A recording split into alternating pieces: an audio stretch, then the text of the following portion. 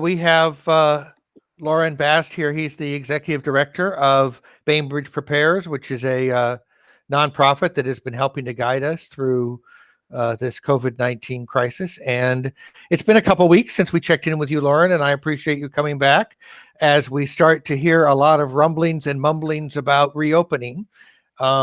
And so I'd love to have you give us an update of how things are looking on Bainbridge Island and what kinds of things the Bainbridge Prepares group is working on these days. Yeah. So thanks for having me back, Reed. We are entering into a different phase of things. So the hyperadrenaline side of things that we were in for most of March and the first half of April has given way to, again, just a different phase. I'm comparing it to a wildfire that we seem to have under control, but that doesn't mean that the conditions aren't ripe for a second wildfire or 2 or 3 different wildfires. And so we aren't complacent, but we've allowed ourselves, so we took a little bit of a breather to essentially clean our bathrooms and do some laundry and all that stuff, that all those things that have been put off for a number of weeks at the Bainbridge Prepare side, at the city side,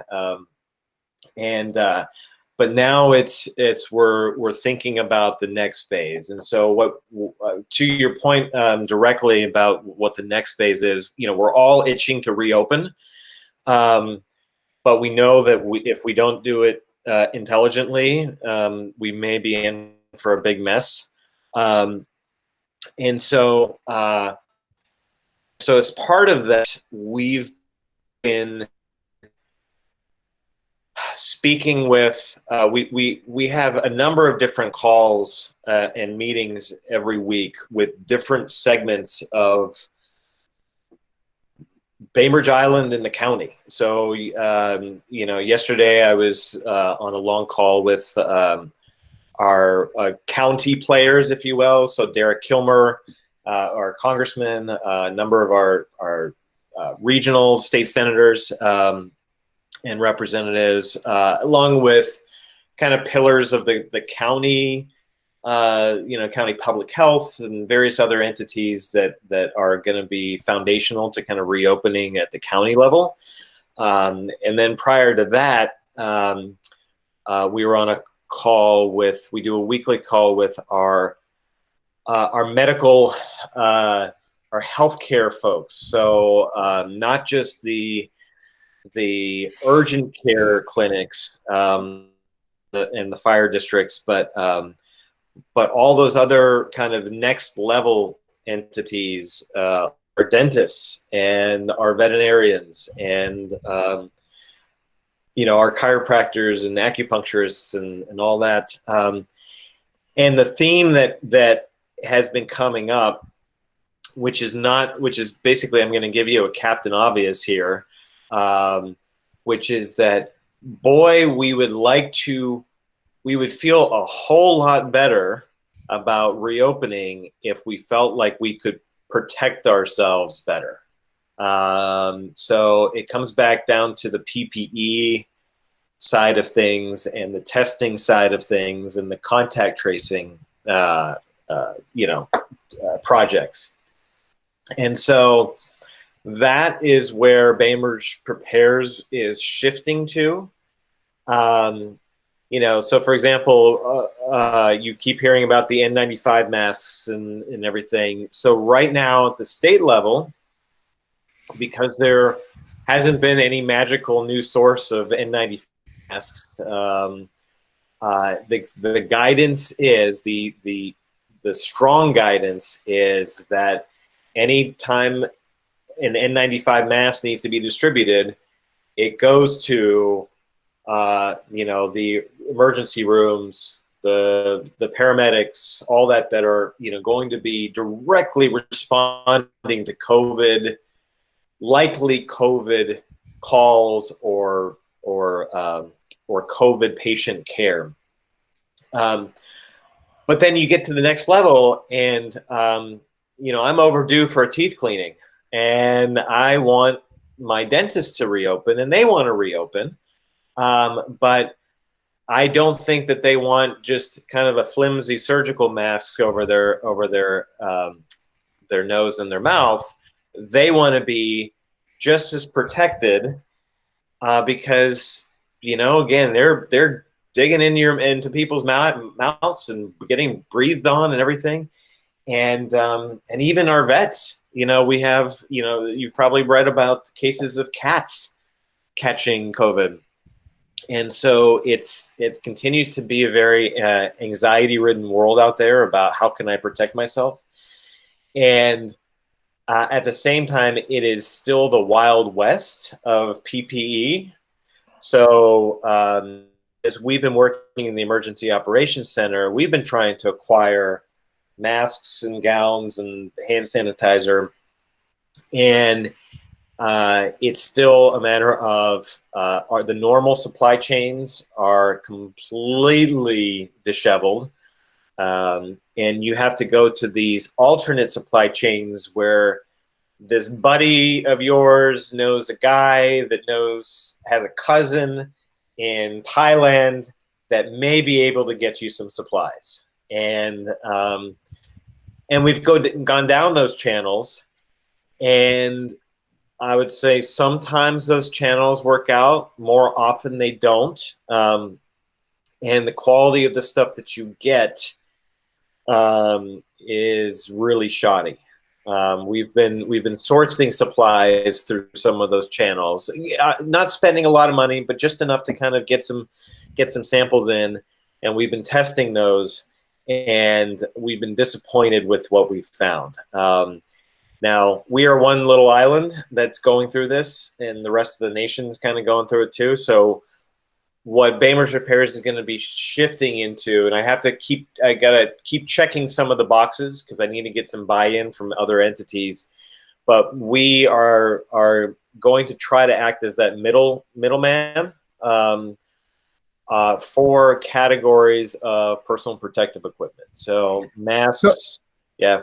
Go ahead. So the thing you didn't mention, which I think has been kind of amazing around here, is the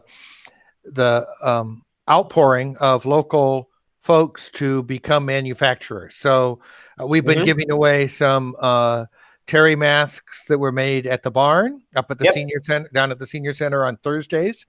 And for folks who don't have a mask and would like one, we're very grateful for that. I think Bainbridge Distilling, if that's the right name, stopped making whiskey and started making a sanitizer for a little while. Yep. And of course, we have a lot of folks that are helping with other PPE for the masses. Probably not for those paramedics, probably not for the dentists, but for those of us who might be wanting to be safe grocery shopping. Yep. So that's another piece of the pie for Bainbridge Repairs, right? Yes, and so we've been coordinating with a whole bunch of our partners. You mentioned Barn. I'm over at Barn maybe every 2 or 3 days, picking up some new gadget that they've built and kind of putting it on my head and taking pictures of it, and also kind of gathering demand from our clinics and everything. So that's been fantastic. And so, we are looking to still sort of help manage that because at a certain point, the normal manufacturers of face shields, for example, may finally have built up enough capacity that Barn doesn't have to keep making those, but they really need to shift to this other thing. And the same thing with Bainbridge Organic Distillery. So we put them in touch with a hospital that needed hand sanitizer. But the other need that we're finding is just standard isopropyl alcohol for general disinfecting disinfecting surgical instruments. And so we may need to say, hey, keep doing the hand sanitizer, but also switch, if you have the bandwidth, switch to this until the normal supply, the normal 3Ms of the world and the Purells of the world get, come back up to normal manufacturing, and the distribution channels kind of get back to where we were back in December. And it may take a while. Some categories of equipment may come back next week. Some may not come back for another 6 months. And so to ask any individual clinic or dentist that may have a staff of 4 people to detangle this, because every one of them needs gloves, and every one of them needs masks, and every one of them needs some other piece of equipment, and having them kind of go out on their own and find that is a huge challenge, because we did it, and we had a whole team in the emergency operations center, and we would get tripped up, and we would have a supplier not call us back or send us something that was shoddy, and so basically that's where we hope to move into in a more formal arrangement, and not just for the island, but also for the county, because we see the need. Well, we see the need everywhere, but we feel like we can take care of the island and the county in that regard. So in these discussions with the lawmakers and the medical folks, you said that one big takeaway was people wish they were able to be safer, that they had more PPE. I'm imagining the other piece of that, which we've heard a lot about, is testing. Yep. And we don't have much control over that, right? We have little bits of control. Like we find little ways to kind of to take control over something, and then we try to. So at the way above my political and pay grade is our public health providers and our Congress folks that have just kind of been honest that they've been working at the federal level to help get some direction and some resourcing on this, and it's been very frustrating. They've been a little bit less politically correct than they are forced to be when kind of asked directly about that.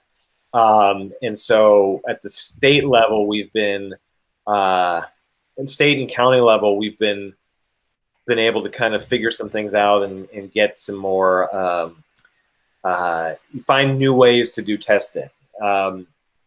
So, an example of that is we supported our Medical Reserve Corps, which is essentially about 110 volunteer doctors and nurses and other healthcare professionals. We were the primary volunteering organization of medical personnel at the Bremerton Test Center that was set up for 2 weeks, that was doing the drive-through testing for the county. That facility was shut down, but they still had surplus tests. And so on the island level, we told all of our clinics, request some of those tests so that we can test our own police department, our own firefighters, folks at Bainbridge Senior Living more quickly than having to request a test at the county level and then figure out how to pick it up. And we essentially have taken ownership of more of those tests. That's the pure COVID nasal swabbing test. But now, and I hope I'm not boring you when I go into this, but there's a new type of test that has come into play. Also still a little bit of Wild West, but we've been able to kind of manage that as well, which is the antibody testing, which is, have you ever had this? Even if you've never been tested for the virus while you were sick or while you thought you were symptomatic, did you ever have it in the past, in the past 3 months, and produce antibodies for it? So all of our firefighters have gone through testing in the last 2 days on the antibody tests. Those antibody tests came directly from the University of Washington, one of the highest quality producers of an antibody test. I believe our police department has gone through the antibody testing as well, primarily because of our Officer Angett's passing. We kind of want to make sure that if any of our firefighters or our police officers were interacting with Officer Anggett, that any of them pick this up, be asymptomatic, but now have the antibodies for whatever that means in the future, whether or not that gives them any level of immunity or not. So we're still waiting to hear the results back from that testing. Again, it's just been done in the last 2 days in terms of the testing being done and then sent to UW for the analysis. So we're looking for ways to control our own destiny on the testing side, and that's how we're doing it. And what are you hearing from? Well, first, I will just note that if anybody has a question that's attending, you're certainly welcome to open your microphone and ask it, or to put it in the chat box, type it in, and we'll make sure to address it.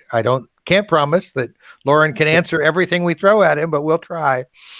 What are you hearing from retailers? I know that our local businesses have been impacted, obviously, by this, and and are we communicating with them? Are you communicating with them on a regular basis as part of the Bainbridge Prepares activity?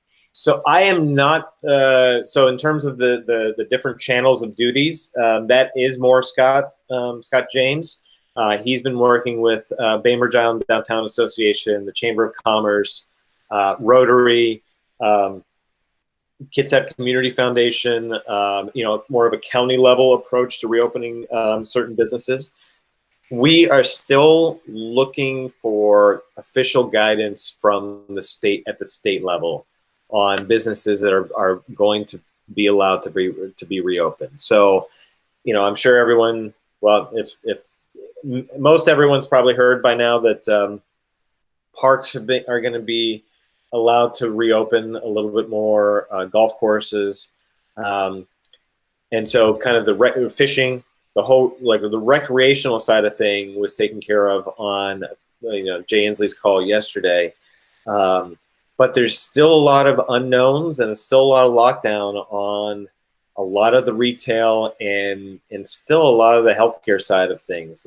So even though dentists, for example, want to reopen and do something other than emergency dental care, my understanding as of a call this morning is there's still no guidance, official guidance on them reopening. And so, we can't, nor do we want to kind of provide guidance that's not in line with the state guidance. So, and we're taking the lead on that. Right. And what I've heard from many of these folks, and I'm sure this is what you're hearing as well, is it's not right now about dates. It's more about process. So we can start to anticipate that people ask me about the senior center. What kinds of things are we going to start doing, and when are we going to start doing them? Well, we can be more confident maybe about in what order we might do things. Yeah. Probably, square dancing is not going to be the first thing. And at the state level, there's going to be essentially a lot of procedures are put in place via triggers. So when we have, so at the federal level, I believe that there's triggers of when you can start relaxing some of the quarantining or shelter in place and so forth. And it has to do with new test cases, new positive case counts down, trending down, as well as hospital ICU bed availability, and just a lot of factors that say, if certain metrics stay at this level or declining, once something picks back up again, if Harrison Medical has to open up another hallway in order to put ICU beds in, like, we're back into a shutdown. And all those, golfing is a no-no and fishing is a no-no.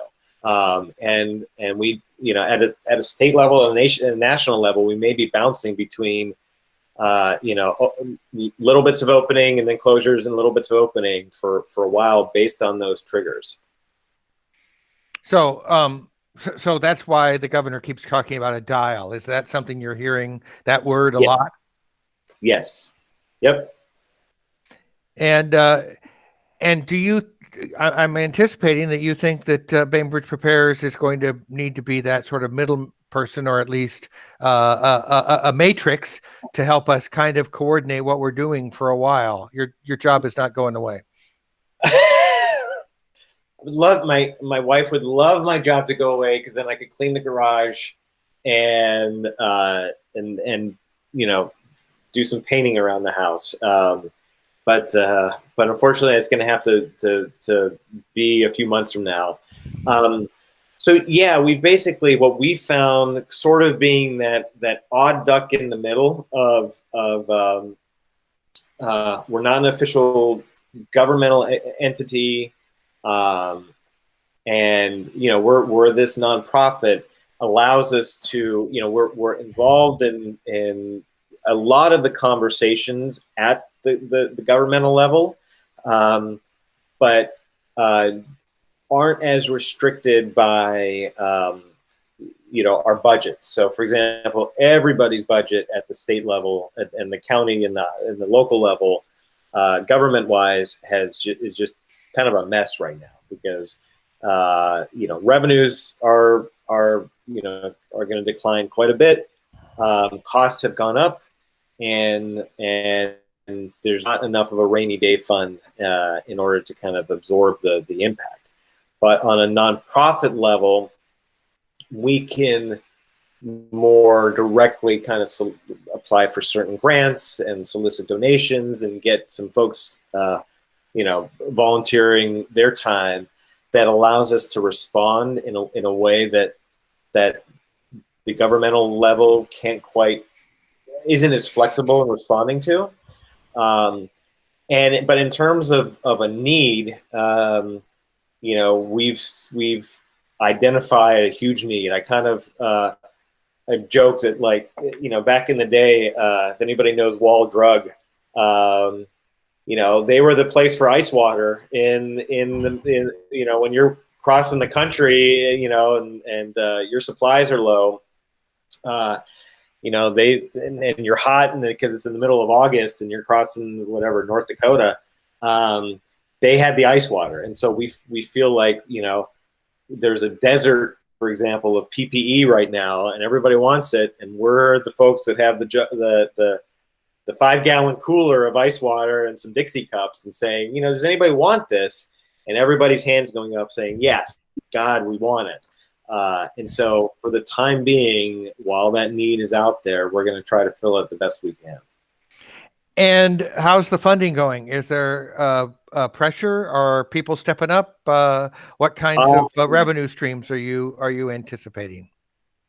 So a few things is so folks have stepped up from the community level in a variety of ways, from direct donations, to volunteering time, to donations of masks and sewing masks and all that, to basically the Bainbridge Prepares COVID partnership. So the community's been stepping up in an incredible way, and not just for Bainbridge Prepares, but also Helpline House and Island Volunteer Caregivers and a couple of other nonprofits that are really responding to this. So I'm loving our community, because they've been wonderful about providing that. In terms of the next 6 months, I'm not 100% sure where what those revenue streams look like. We've got a little bit of little bit of little bit of a cushion.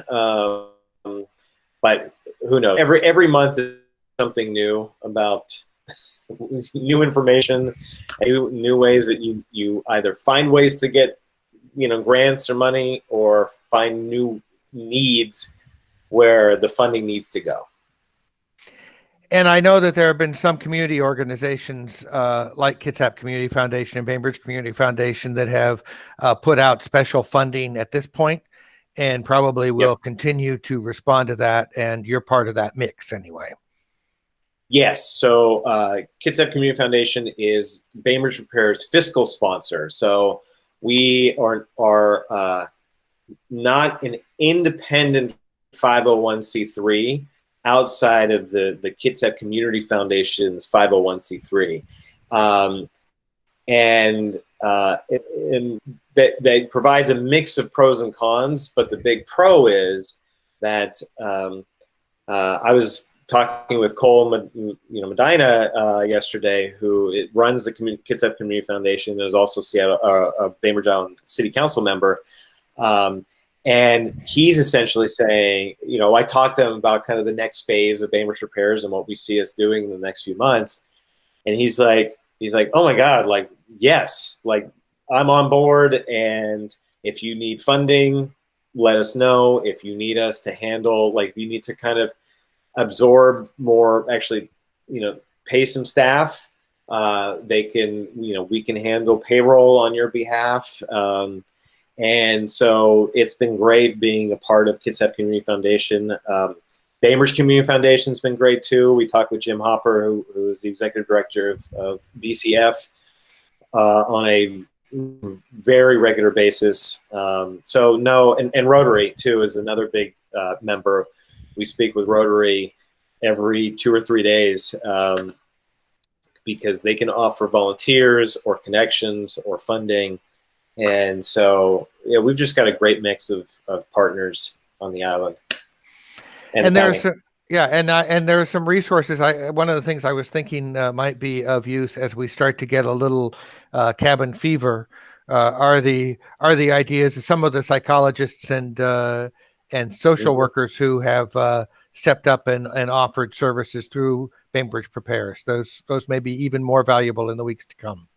Yes, we call it our psychological first aid team, which is a number of psychiatrists and psychologists and other therapists that are always watching out for the community to make sure that mentally they are as well as other doctors make.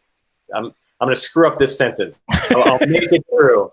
Basically, the physical health and the mental health is just as important as physical health. And so thankfully, we've got a whole team completely focused on that.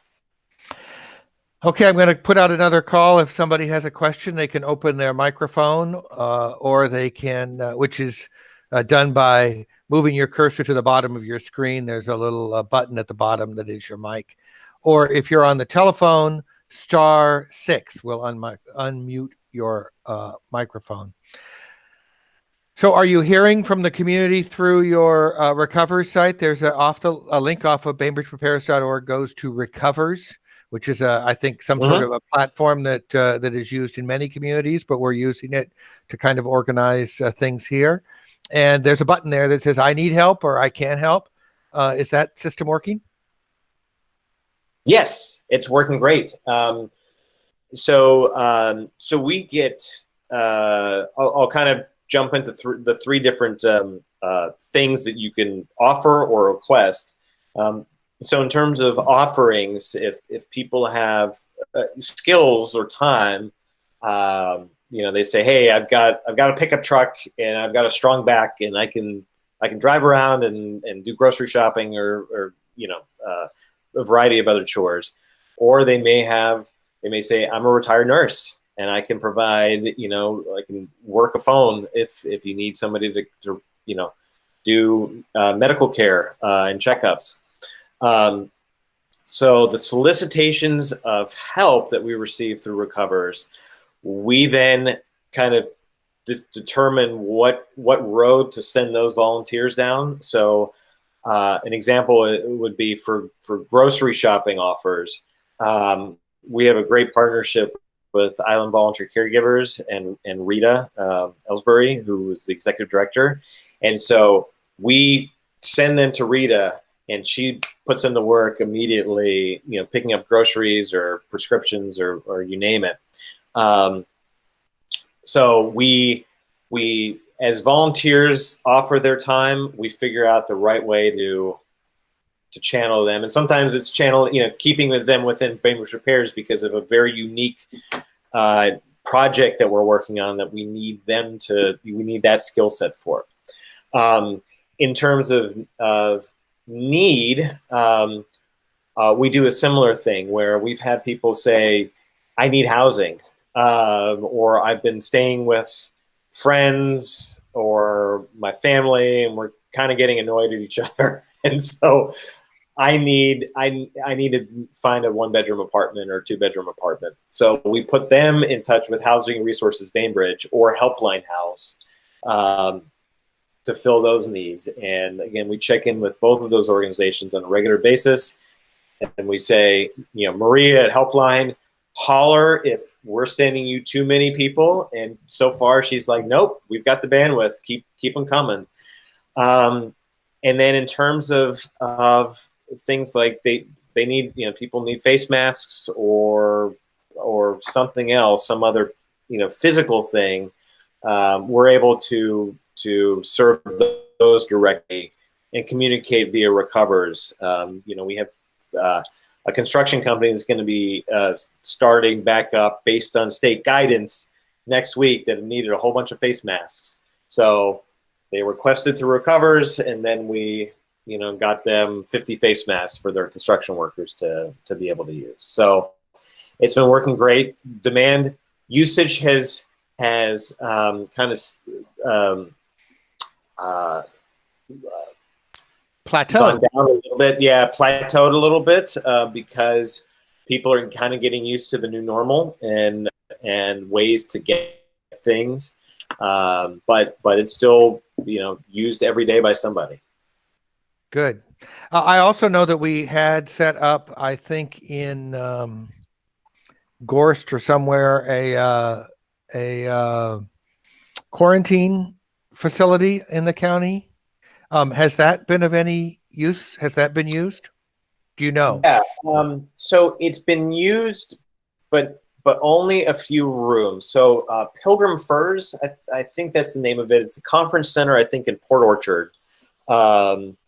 And I believe, I think it was like yesterday, I heard there are 3 individuals there, but they may be checking out in the next 2 or 3 days.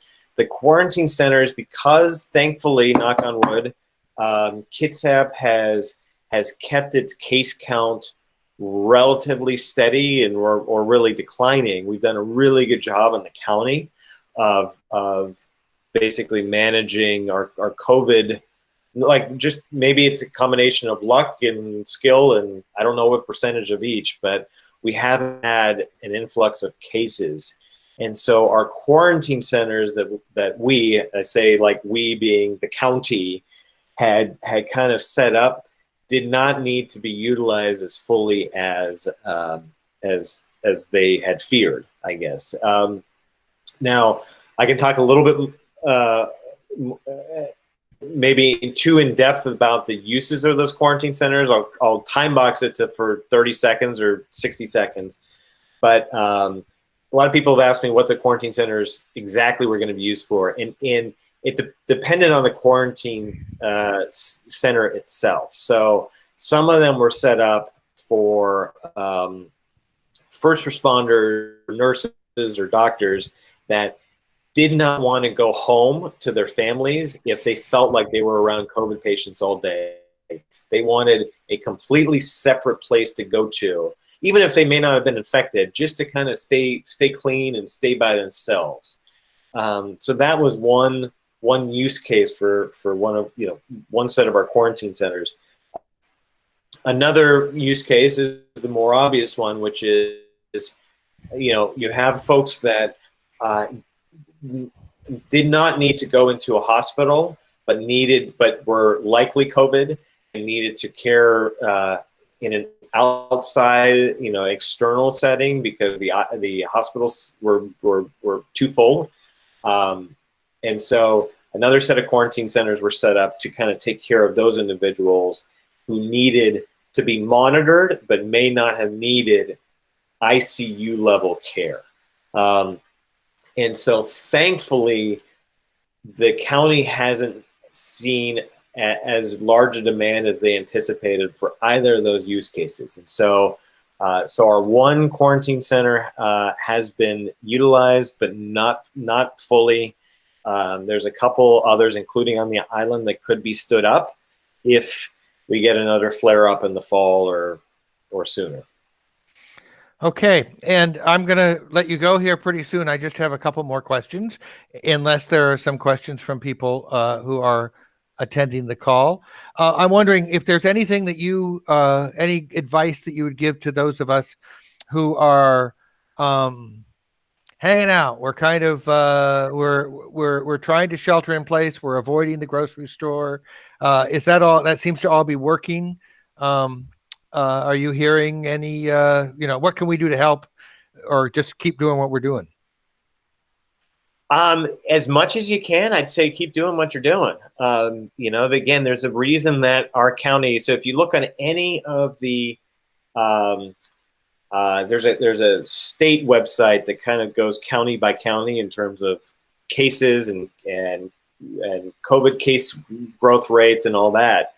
And King is, understandably, because it's got a larger population than Kitsap, is just a dark color. It's basically like, oh my God, there's a ton of cases and all that, relative to other counties in the, not relative to New York City or anything like that. But then you kind of look through other counties, and you've got Kitsap County, a nice light color that indicates that we've got things under control there. And so, essentially that has a lot to do with how well we've been, we, meaning all of you and me, have been adhering to the stay-at-home guidelines and the social distancing guidelines. So we're doing something right. And so if it's not broken, don't fix it. We'll just keep it going. That's great. And I feel as though I see a lot of people who are taking walks and trying to distance themselves in the process. That's great. To be sure to get some exercise, because that will help your head stay clear. Correct. So I want to thank you very much for taking the time with us and updating us. This has been very, very informative, and we'll keep in touch with you. As you know, the Senior Center has been active as part of this Bainbridge Prepares, and we intend to keep doing so. Yes, thank you, Reed, and thank you, everybody.